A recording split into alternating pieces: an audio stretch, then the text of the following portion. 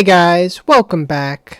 Today we are going to continue playing Myst, or at least the upgraded version of it, not the original Myst. So far, if you haven't seen the last one, we did the ship, so we did the stone ship age. And I was thinking about maybe doing this clock tower, because when I first tried it, I was messing with it earlier, and I'm like, no, something doesn't seem right. And it is a weird mechanic, because that's like one... Nope, wrong one. That's like a... backwards... There's a trick to it. So, I want to go back there, I want to get the numbers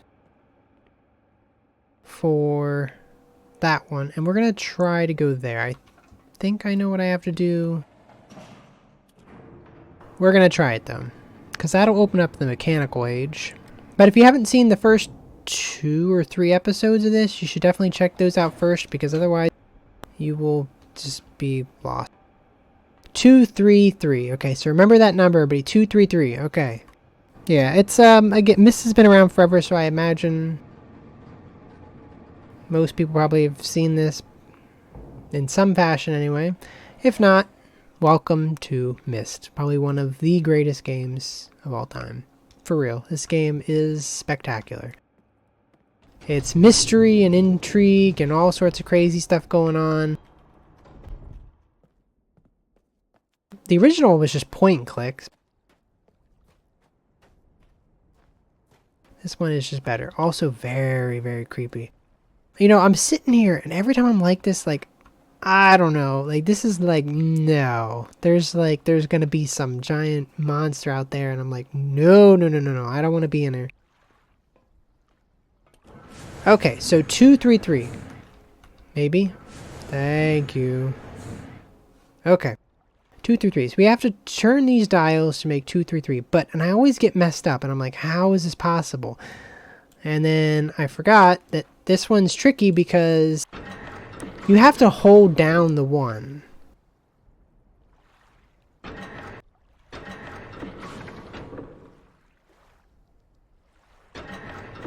Ah! Okay.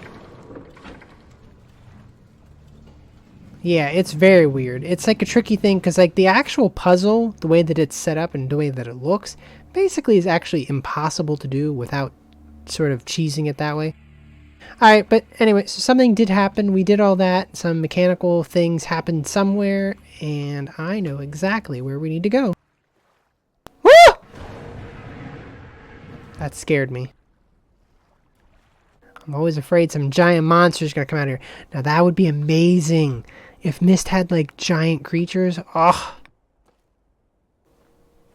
Either way, that opened up this, the mechanical age. Now, before we go there, I think it would be kind of cool to do what we did with the stone ship age and do a little bit of light reading about that, because I think that's the best part of the game, is that there is like lore behind all of this. So I don't know which one it is, if I'm being honest. I'd have to actually look. Is it this one? Yes. Okay, so this is the book for the mechanical age. Let me just look through real quick. That, we're not talking about that right now. And that is not the mechanical age. Okay, and then we did the stone ship one. Alright, so I'm actually going to read through this whole thing. If the reading portion is not your favorite, feel free to just go ahead and skip ahead to whenever I go into the mechanical age. But it shouldn't be that long. It's a couple pages. But I want to read through them because I think it adds to the lore and will give a better sense of what this game is all about. Before arriving in this age, I was determined that it would be a journey to a world very different from my previous adventures, and it was. Just for clarity, this is meant to be like the Artemis, or whatever his name is, like the main character. It's him talking about it. The father of the 2 sons. This is meant to be like his thing. The sky here is dark and gray, and incessantly displays flashes of lightning in the distance. I met a very old man with a long beard and hair that hangs to his waist. He is very feeble and has trouble even moving. This man has obviously been through many things in this strange world, and I have learned many things from him. He has told me an interesting story of this world's history. Years ago, he told me that there was a beautiful city that rose up out of the water. It housed many people inside its walls, and the people had everything they wished for. The city was surrounded by 3 high hills, which rose higher than the city. On the east hill of the city rested a large lookout post. The people of the city had constructed their post, expecting visitors to arrive from the east.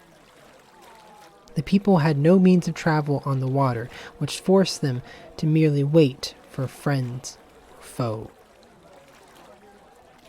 As time passed, friendly visitors brought rumors of an enemy that existed beyond the horizon. The people grew fearful, yet nothing happened.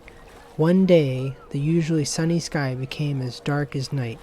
A black ship appeared on the horizon. The lookout's post attempts at peace were turned away, and the sentries there were easily overwhelmed. The ships continued to wreak havoc on the city, apparently destroying everyone and everything. After the foundations of the city were destroyed, the city sunk deep into the ocean, and only the lookout post remained. The black ships sailed away. The man continued to say that 8 people had hidden and managed to survive through the attack. In the 9 years since the attack, 2 of the survivors had died. He also said that it was rumored that 10 years from the attack, the enemy would return to finish the destruction they had started so long ago. I have decided since hearing this man's story that it would be admirable to save this civilization and stop this enemy's plan of destruction. I am excited about the adventure that awaits me, and an idea has sparked in my mind that to provide the needed defense for these people. I met the remaining survivors today, and I have begun work on plans for protection. After a short absence, I have returned to this age with my 2 sons. They have, as of yet, traveled rarely with me, and they are understandably excited to be here.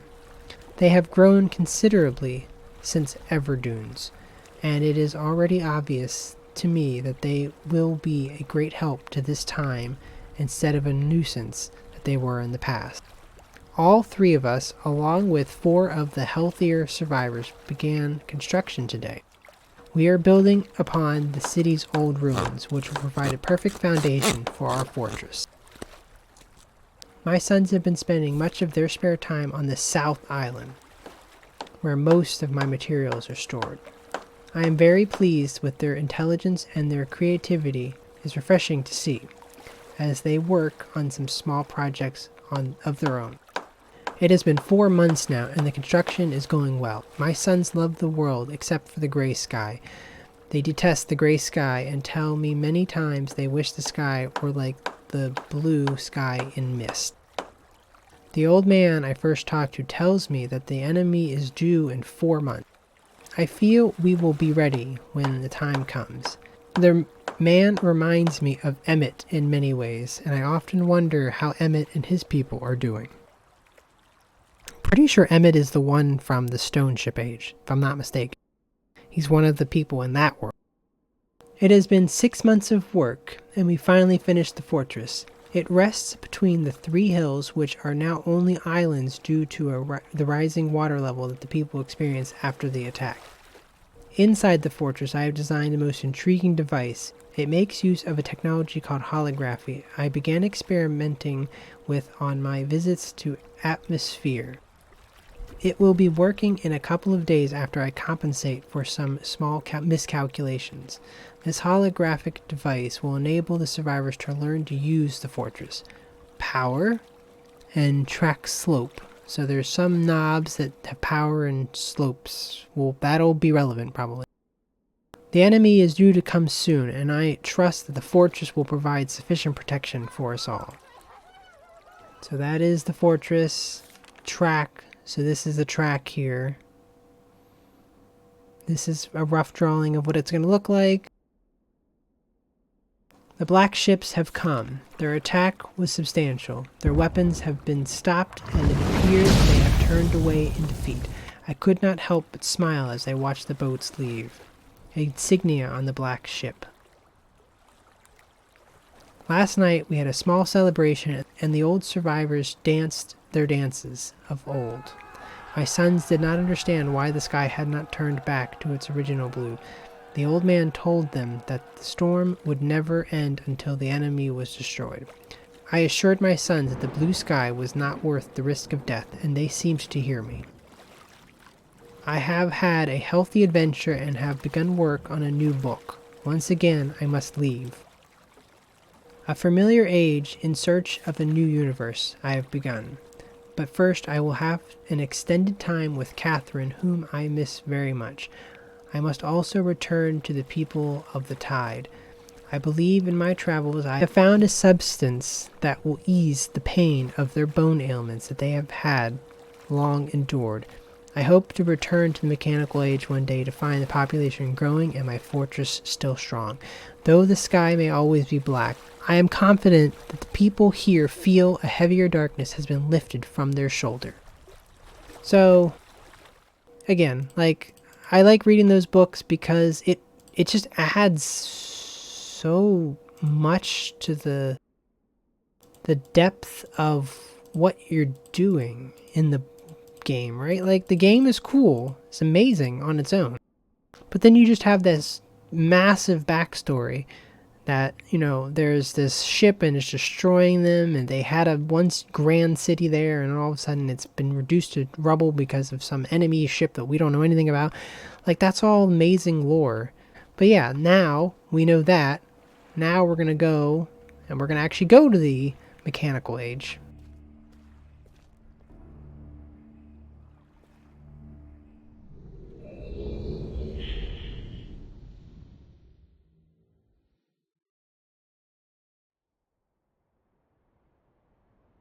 And once again, we are actually trapped in the mechanical age. But yeah, no, if you look, nice blue skies. It's a little dark off in the corners, but nice blue skies. I hear some rumbling.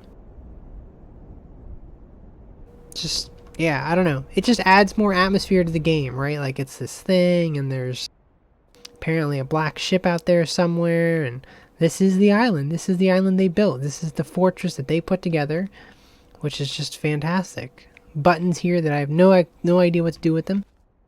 But yeah, I do think, before we get too deep into this age, I'm going to leave this one here.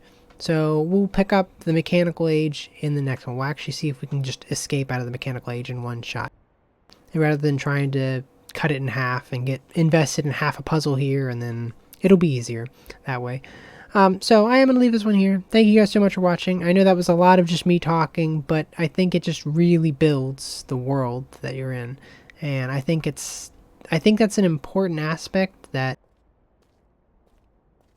games, they don't, well, it's not that games don't have it, but I think a lot of times they do have them, but they're just, you just don't ever, people don't take time to, like, yes, read them and see what's going on, and I don't know, I just think it just changes everything. So I hope you guys are enjoying this. Like I said, I do intend to basically do this entire series. It shouldn't take all that long. There's 4 or 5 ages. I think it'll be pretty straightforward. But I'm gonna leave this one here. So thank you guys so much for watching. I hope you enjoyed everything, and I will see you guys in the next one. See ya!